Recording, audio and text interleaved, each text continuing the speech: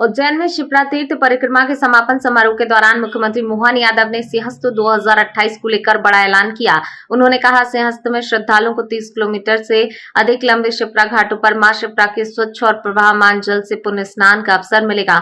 मुख्यमंत्री ने कहा, लगभग 6 दशक बाद ऐसा संभव होगा जब श्रद्धालु केवल शिप्रा के प्राकृतिक प्रवाहमान जल में स्नान कर सकेंगे।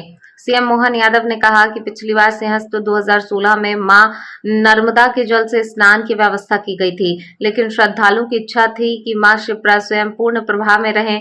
इसी को ध्यान में रखते हुए सरकार ने व्यापक व्यवस्थाएं शुरू की। उन्होंने प्रधानमंत्री नरेंद्र मोदी के नेतृत्व में विकास विरासत संरक्षण की बात करते हुए कहा कि देश मेलजोल और समरसता की उत्कृष्ट परंपरा का उदाहरण बन रहा है। भोजशाला और मां वाग्देवी की प्रतिमा स्थापना का भी उन्होंने उल्लेख किया।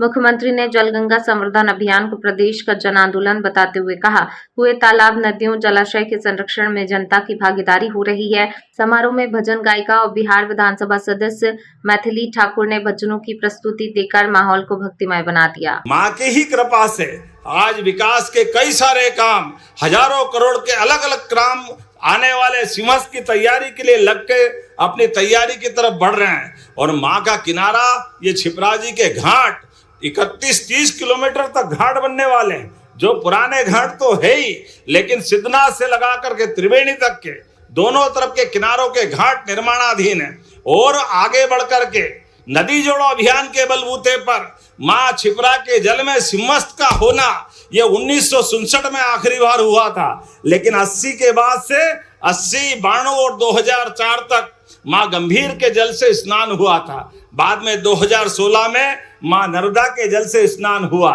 ये थोड़ा मन में खटकता भी था जब हम मां छिपरा के आंगन में उनका आशीर्वाद लेने आते, उनके आंचल में डुबकी लगाने आते। ऐसे में छिपरा जी का जल नहीं होना, ये कहीं न कहीं मन में खटकता था। मुझे इस बात की प्रसन्नता है, संतों के आशीर्वाद से, बाबा महाकाल की कृपा से इस बार का सिंहस्थ मां छिपरा के आशीर्वाद से होगा। पूरे वर्ष मां छिपरा का जल इसी प्रकार से आनंद के साथ जो 1967 के पहले चलता आया था, वो क्रम फिर स्थापित होगा। इसीलिए हमारे पास ऐसे बहुत सारे प्रबंध चल रहे हैं जिनके बलबूते पर ये विकास के नए कीर्तिमान बनेंगे।